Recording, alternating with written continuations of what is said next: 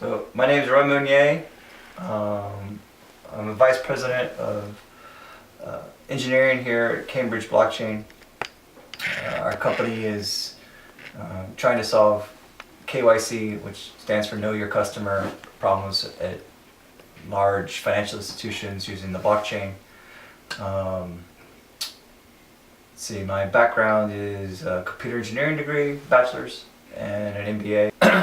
The software engineering process that we have even in our own company here is we talk about the value chain. The value chain first starts with customers, goes into sales and marketing, and they collect requirements from the customer.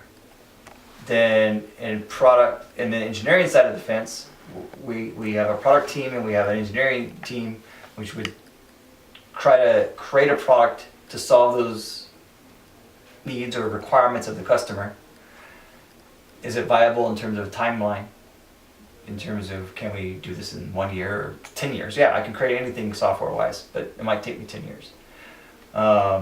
So we assess the timeline and what features we're going to get into that current version. And then engineering will take it and code it after we've spec'd it all out. So we took all the requirements, created specs for that in terms of high-level architecture design documents. And then our engineering team will take those documents and code the initial versions. Finally, then we start QAing it, go through integration tests first, because there are multiple components usually inside.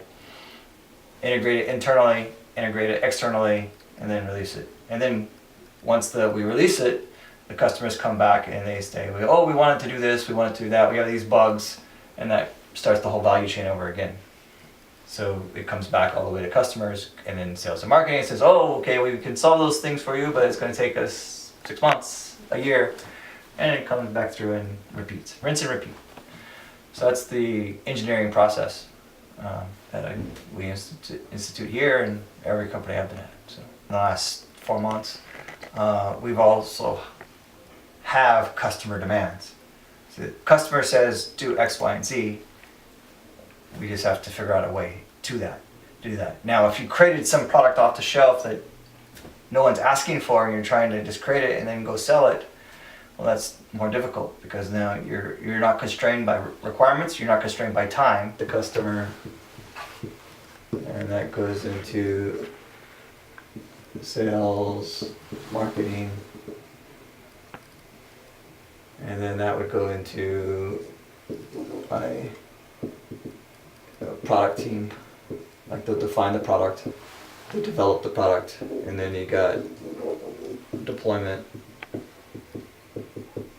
and customer support. Told you I don't write well. And then that comes back up here to the customer. So it's just a constant cycle. So recognizing or diagnosing what the pain points are for people, and as you talked about, the people coming out of labs, they've been in the lab for like the last 5-10 years, how they can branch out and grow and create their own business. It's tough without knowing, okay, I can solve this need with this new method or product. But in most cases you need to solve some problem because no one's going to buy it. So unless you're making it better for them. Innovation happens through solving people's needs. Maybe incremental innovation is what is better term, is the customer. Figure out who your customers are and typically start with a niche product that solves a very small need but can grow and scale, and that way you don't overwhelm yourself and they say you took too big of a bite of an apple. Define the market, how big is it? What part of that market are you going to go after? Then can you create a product to solve that need? How much is it going to cost you to create that product? And how much can you sell it for? And then that equation will result if you have a viable business or not.